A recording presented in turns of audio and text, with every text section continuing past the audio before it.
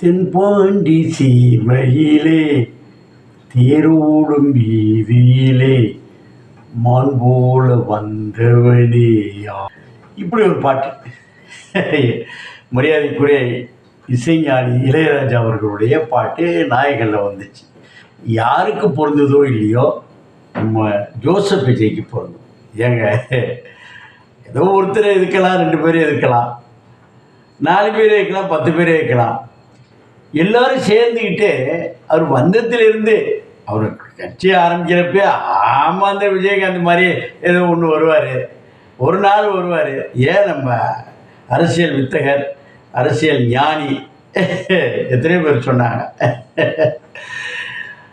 அது விஜய் ஆட்சியை பிடிச்சிட்டாருன்னா நான் அரசியல் பேசுகிறதே விட்டுருவேன் அப்படின்லாம் சொன்னாங்க.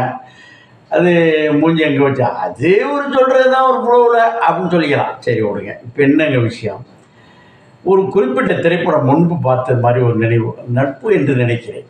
அதில் செந்தில் ஒரு மனநலம் குன்றிய ஒரு நண்பராக நடிப்பார்.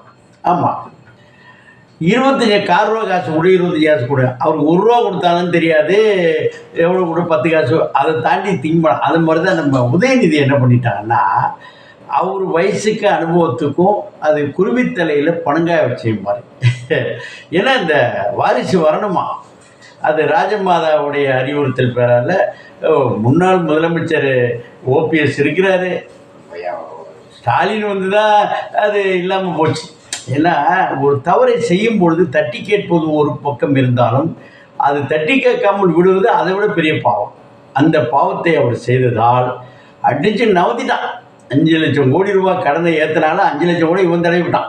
இதான் கணக்கு. அது பார்த்துக்கிட்டு இருந்ததுனால அவர் விஜய் சொன்ன மாதிரி 5 நிமிஷம் போனது அப்பவே ஒரு கொத்து போராட்ட போட்ட கதை ஆகிட்டாச்சு. அப்புறம் எங்கே உங்கள் அப்பாவை காணுங்கிற லெவலுக்கு போய் அது அப்படி பேசக்கூடாது இப்படி பேசக்கூடாதுன்னு சொல்லிட்டு இருக்காங்க. எல்லாம் இருக்கட்டும். அரசியல் விஞ்ஞானிகள் எல்லாம் என்ன சொல்கிறாங்க, விஜய் அது பண்ணியிருக்கூடாது இது பண்ணி என்னங்க.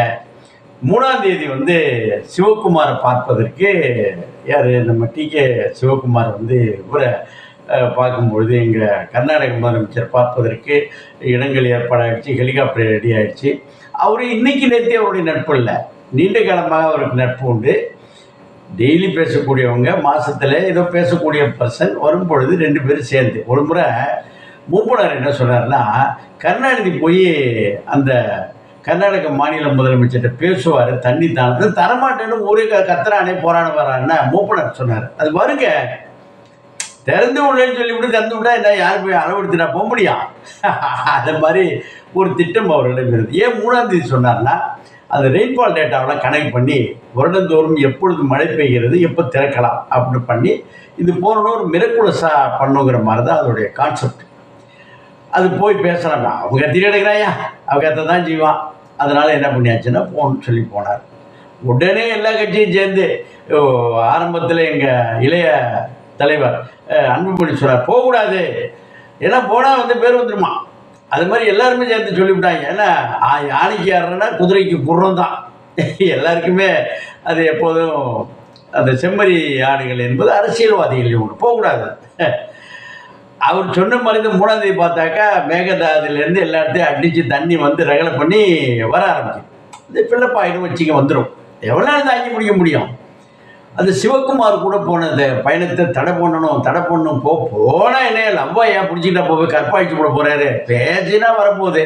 அதுக்கு இவங்க எல்லாமே குருட்டு நாயம் பேசி பண்ணிட்டாங்க. சரி விடுங்க, வந்துருச்சு தண்ணி வந்துருச்சு மொத்தத்தில். அதாவது இவங்க வைக்கக்கூடிய வெடிகள் பூரா தானாகவே புஷ்வானமாக போயிட்டுருக்கு. இது ஒரு சமாச்சாரம். மரியாதைக்குரிய சீமான் அவர்கள் இப்போ அண்மையில் ஏண்டடை பிக்காடி போயிடல எனக்கு ஓட்டு போடா அப்படின்னு நம்ம சேலம் சிவராஜ் வைத்தியர் திட்டுவார். என்னன்னா அவருக்கு இந்த வாலிப வயோதிகி நண்பர்களை கம்யூனிட்டி போயிடல, திட்டு போயிடல, புறம்போக்கு போயிடல, பொள்ள மாதிரி போயிடல, இந்த மாதிரி வார்த்தைகளே அவர் பண்ணுவார். அதை அந்த லெவலுக்கு இறங்கிட்டார். சேலம் சிவராஜை விட கேவலமாக நம்ம சீமான் இறங்கிட்டார்.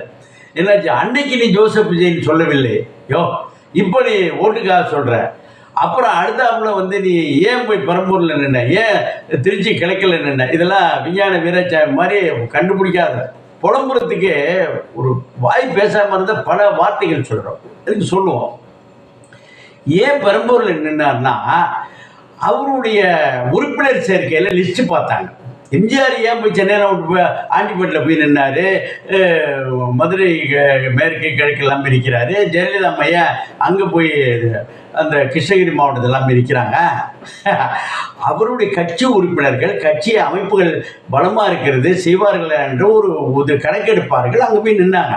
இதில் போய் கிறிஸ்டியனே ஒரு ஜாதி நின்றுச்சுங்கிற ஒரு கதையை சீமான் கிளப்பி விடுறார். அதெல்லாம் தப்பு தலைவா, கொஞ்சம் ரெஸ்ட் எடுங்க, ரொம்ப போட்டு அலையாதீங்க, வாங்கின மீட்டருக்கு வந்து ஆடாதீங்க. என்னாச்சு, அதை திருநெல்வேலியை பற்றிலாம் பேசுகிறான், பிக்காடி பேருடா ரொம்ப இந்த மாதிரி பேசுகிறாரு.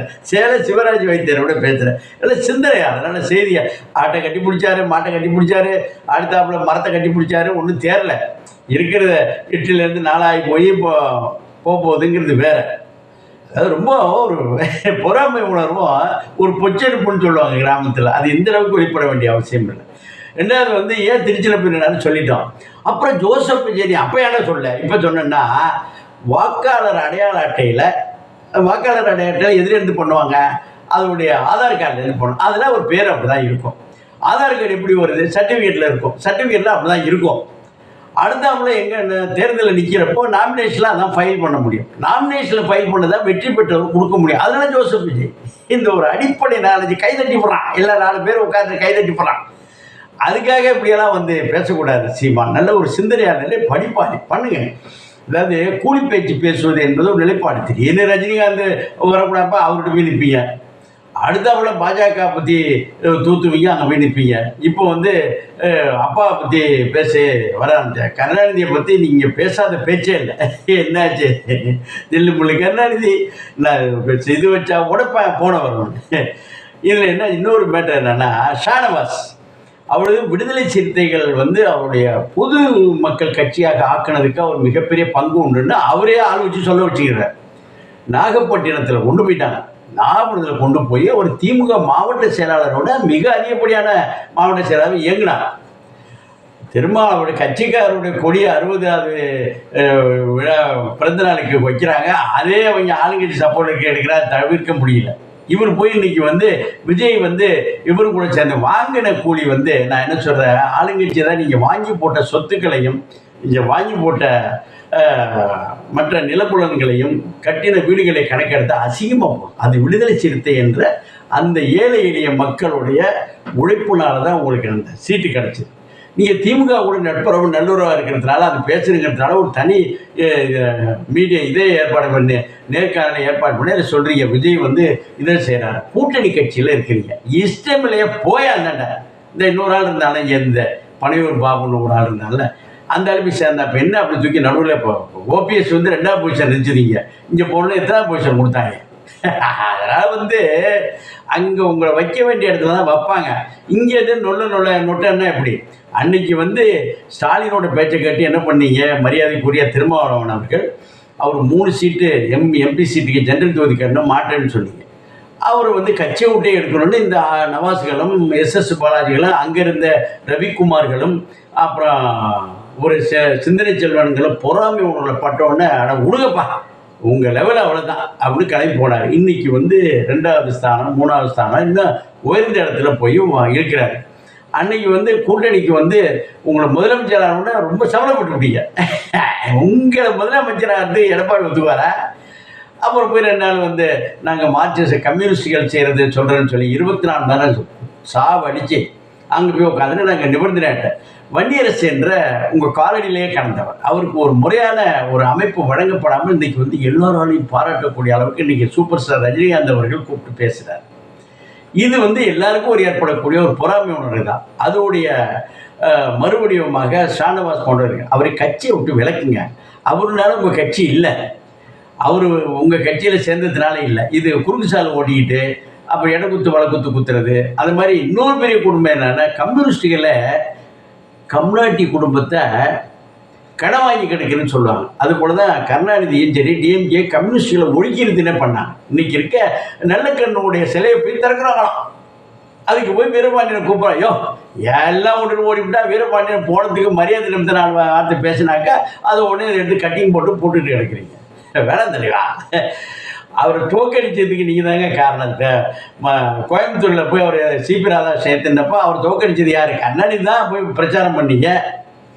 சங்கரையா என்ன பண்ணார்? எழவே வேண்டாம் அப்படின்னு திமுகவுக்கு சப்போர்ட் பண்ணால், ஆனால் ஓமேடையில் என்ன போனது தான் கம்யூனிஸ்டுகள். 67 தேர்தலில் வந்து 64 வந்து கம்யூனிஸ்டுகள் பிரிந்தார்கள். 25 26 இடங்கள் இருந்துட்டு அவர்கள் தங்களுடைய அந்த அந்த எம்எல்ஏ சீட்டை குறைத்து கொண்டு உங்களை ஆட்சியில் அமர வைத்தார்கள். ஆனால் வந்த உடனே கருணாநிதி எப்போதுமே அப்பா, அதாவது ஏற்றி விட்ட மரத்தை தீட்டின மரத்தையே நீ பதம் பார்க்கிறாரு. வந்த உடனே கம்யூனிஸ்டுகளை இரும்பு கரம் கொண்டு தாக்குவோம். அதுதான் சிக்கல். பக்கீர்சாமியை கொன்றார்கள். ஆமாம், அதுபோல் இரிஞ்சூர் கோபாலகிருஷ்ணன் நாயுடு என்ற நெரேட்டிவை செட் பண்ணி விட்டு வெண்மணி கொளுத்து விட்டதே அவர் தாங்க. என்னால் தேவையான ஆதாரங்கள் இருக்கின்றன. அது வந்து ஒரு நெரேட்டிவை செட் பண்ணி பத்திரிகையாளர் பண்ணி அதே போய் வெண்மணியை கொளுத்தி உள்ள ஒரு மண் இல்லை. நான் விவசாயத்துறையில் வேலை பார்த்த போது மரியாதைக்குரிய கோபாலகிருஷ்ணன் நாயுடு அவர்கள் என்னை சந்தித்து இதை பற்றி நான் பலமுறை பேசியிருக்கேன், பேசுவோம். அதே மாதிரி சிக்கல் பக்கீர்சாமி வந்து ஒரு ஜாதி இந்துக்களுக்கு எதிரானவருங்கிற மாதிரியும் கூலி பிரச்சனையை டைவெர்ட் பண்ணி ஒரு ஜாதியிலேருந்து ஒரு ஆளை போட்டு அதை கொலை செய்து அந்த கொலையை வந்து நிரூபிக்க முடியாமல் அந்த கொலை குற்றத்தை ஏற்றுக்கொண்டவர்கள் அவர்களுக்கு பஞ்சாயத்து போர்டு பிரசிடென்ட் கொடுத்தீங்க. அந்த கொலை கூட்டத்தை ஆர்கனைஸ் பண்ண ஒருத்தருக்கு மாவட்ட செயலாளரும் அந்த பகுதியிலே வர முடியாத அளவுக்கு வந்து எம்எல்ஏ சீட்டும் கொடுத்து அழகு பார்த்தார்கள். யார்? மரியாதைக்குரிய கலைஞர் அவர்கள். ரொம்ப சிந்தனையாளர். எப்பொழுதுமே அந்த புத்தி கெட்டிக்கார புழு 8 நாளைக்கு தான், திருட்டு கை இருட்டு விட்டுல சும்மா இருக்காதுன்பாங்க. இதை வரிசையாக சொல்ல போகிறோம், பார்த்துக்கோ வாங்க. கம்யூனிஸ்டுகளே, உங்கள்கிட்ட இருக்கக்கூடிய எம்எல்ஏ, குறிப்பாக தலித் எம்எல்ஏகள் 2 பேர் இருக்காங்க. அந்த மாவட்டத்துக்கு பிரதிநிதித்துவமே இல்லை. நாகப்பட்டினம் மாவட்டத்துக்கு பிரதிநிதித்துவம் இல்லை. அந்த லதா என்ற கீவளூர் எம்எல்ஏ கொடுங்கண்ணே, அமைச்சரவையில் பங்கு பெறன்னு. அது மாதிரி திருத்துறைப்பூண்டியில் இருக்கிற மாரிமுத்துன்னு இருக்கிற வலது கம்யூனிஸ்ட்டு, அந்த மாவட்டம் திருவாரூர் மாவட்டம் ரெப்ரஸன்டேட்டிவ்ஸ் இல்லை. கொடுங்க சார். எப்போ பார்த்தாலும் உங்களுக்கு கொடி பிடிக்கணும், உங்களுக்கு வந்து போஸ்ட் ஓட்டணும், அவனை ஏழை பரதேசியாக வச்சுருந்தா தான் உங்கள் கூட இருப்பாங்கிறதுனால ஆட்சியில் பங்கு. அப்புறம் எங்கே போய் எம்எல்ஏக்கு நிற்கிறீங்க, எம்பிக்கு நிற்கிறீங்க, அதுக்கு சீட்டுக்கு கேட்குறீங்க, அப்புறம் பஞ்சாயத்து போர்டு பிரசிடென்ட்டு கேட்குறீங்க, கார்பரேஷன் கேட்குறீங்க. வேணாம் தலைவா, கம்யூனிஸ்டுகளே ஏற்கனவே மேற்கு வங்கத்தில் ஆடாத ஆட்ட தலைகீழ இருந்து தண்ணி குடிக்க முடியாது. திரிபுராவில் தான் நிலைமை. உங்கள் புடிவாதம் தாங்க முடியாது. கேரளாவில் போயிடுச்சு. காங்கிரஸ் மாதிரி தமிழ்நாட்டில் வந்து ஒரு வாய்ப்பு கிடைச்சிருக்கு. உங்களை நம்பி இருக்கக்கூடிய தலித்துகள் கொடுங்க. தலித்துகள் இருக்காங்க. அவர் ஏற்கனவே 8 அமைச்சரவைகள் கொடுத்துருக்காரு. 10 கொடுக்கல, ஒன்றும் லாஸ் இல்லை. பார்த்துக்க தலைவா.